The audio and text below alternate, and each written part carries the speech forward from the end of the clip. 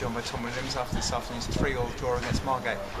Tommy, before the game, you didn't think a point was a good result, but having led 3-1, is a point a good result? I'm disappointed not to have taken 3 points, really, but the way the game panned out in the end, and obviously the sending off, we'll take a point in those circumstances. But after being 3-1 up and conceding right on half-time, a second, was massively disappointing. But I can't fault the character, the work rate of every one of them in there, and we deserve to take something out of the game today. Do you think if we'd gone in at half-time at 3-1 up, we would have preserved those 3 points? I think so.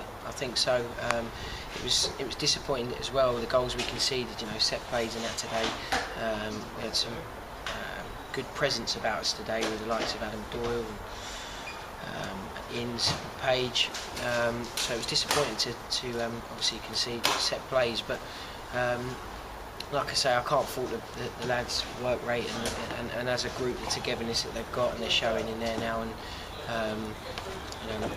we take a point, like I say, in the circumstances. But if we had 11 men on the pitch, which I thought the sending off was a complete joke, to be honest, I think we go on and win the game. I really do. What was your take on the red card? You say it was a complete joke in there, but what was it for? I was unaware from the terrace. Yeah, even their players couldn't believe that Steve Loader had been sent off. It was for a second yellow. It was more of it was like a shoulder barge as the lads laid the ball off. No one even appealed, really. Was it a free kick? It might have been a free kick, but it's certainly the softest booking I've ever seen in my football history. It really was a complete. I think the ref had totally lost it, and I know you shouldn't say too much about referees on camera and stuff, but he really did lose it today. I think he was shaking at one stage, and I think he's cost us 3 points today. And yourself, you got sent to the stands. What was that for? That was in the immediate aftermath. Immediately after.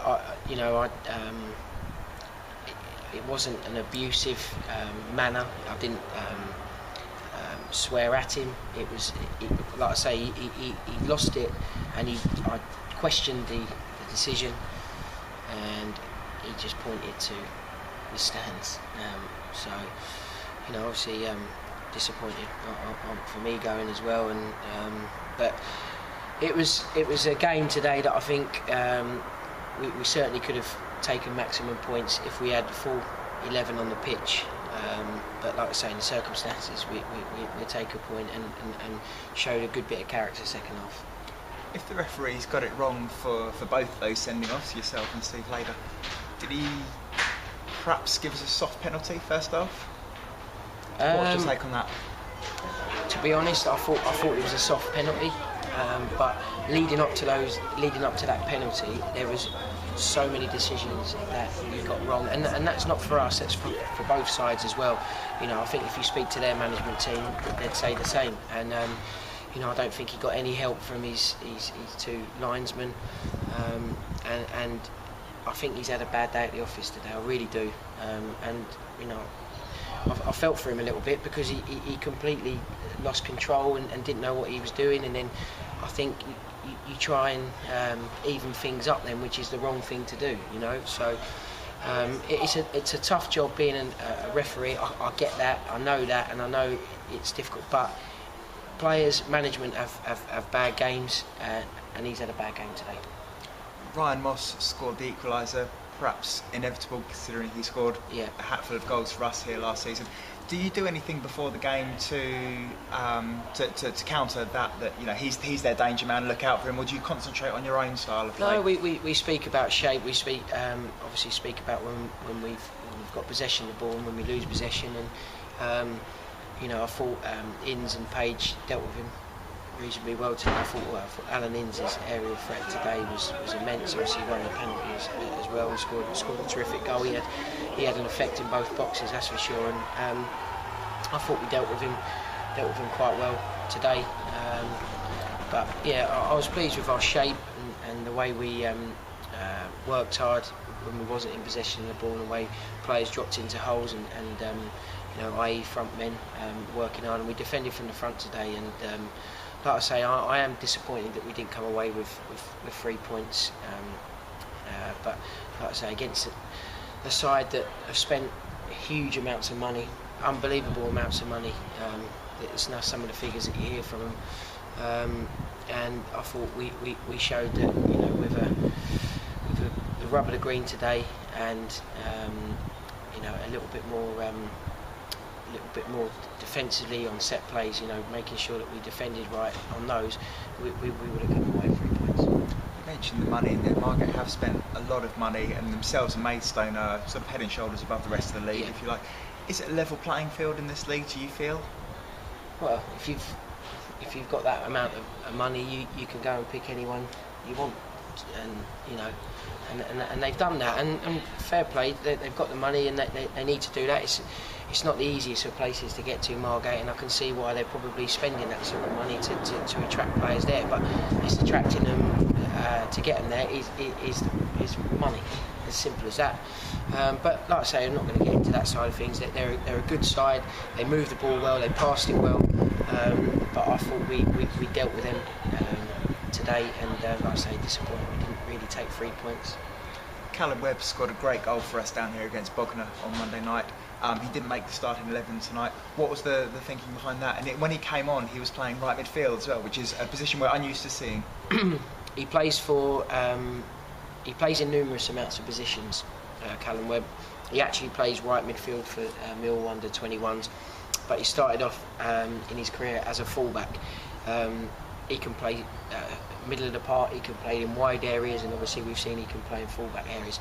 I just felt today I wanted to go with a little bit more experience, a little bit more strength, and a natural left-sided player, and that's why we sort of went with Adam Doyle there today. But like I was saying to you, everybody in the squad today, full credit to them all. They've all worked hard. They've all dug in. He came on and done a job for us as well, Callum, and the spirit in there is very, very good, and that's going to put us in good stead. And there's a few twists and turns certainly going to happen before the end of the season, and I think if we keep working hard like we showed today, those twists and turns will certainly be in our favour. So all we've got to do is just keep working hard and keep trying to put points on the board. It's that business end of the season, and points matters.